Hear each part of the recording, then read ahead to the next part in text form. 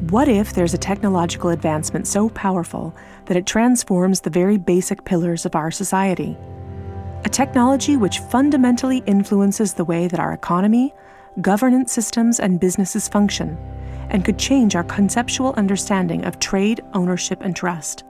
This technology already exists, and it's called cryptocurrency. People often think of Bitcoin as only virtual money or a transaction system. But if you look closer, you'll see that the monetary aspect is just the tip of the iceberg. That's because Bitcoin is a groundbreaking internet technology for which money is merely one of the possible applications. Money exists to facilitate trade. Through the centuries, trade has become incredibly complex. Everyone trades with everyone worldwide.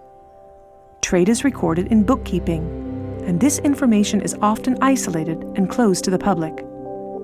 For this reason, we use third parties and middlemen we trust to facilitate and approve our transactions. Think of governments, banks, accountants, notaries, and the paper money in your wallet. We call these trusted third parties. This brings us to the essence of Bitcoin. Bitcoin software enables a network of computers to maintain a collective bookkeeping via the internet. This bookkeeping is neither closed nor in control of one party. Rather, it is public and available in one digital ledger which is fully distributed across the network. We call this the blockchain. In the blockchain, all transactions are logged, including information on the time, date, participants, and amount of every single transaction.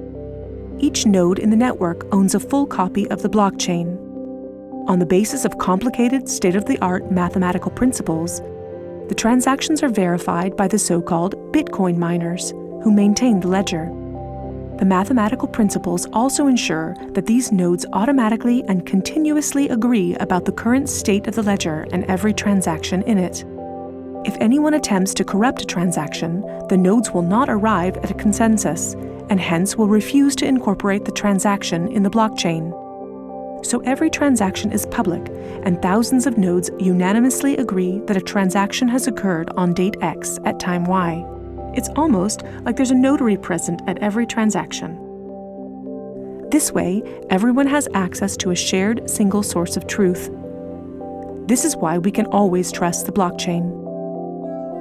The ledger doesn't care whether a Bitcoin represents a certain amount of euros or dollars, or anything else of value, or property for that matter. Users can decide for themselves what a unit of Bitcoin represents.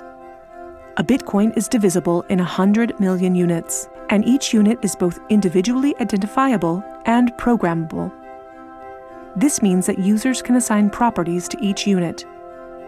Users can program a unit to represent a eurocent, or a share in a company, a kilowatt-hour of energy, or a digital certificate of ownership. Because of this, Bitcoin is much more than simply money and payments. A Bitcoin can represent many kinds of property: 1,000 barrels of oil, award credits, or a vote during elections, for example. Moreover, Bitcoin allows us to make our currency smarter and to automize our cash and money flows. Imagine a healthcare allowance in dollars or euros that can only be used to pay for healthcare at certified parties. In this case, whether someone actually follows the rules is no longer verified in the bureaucratic process afterwards. You simply program these rules into the money. Ergo, compliancy up front. The unit can even be programmed in such a way that it will automatically return to the provider if the receiver doesn't use it after a certain amount of time.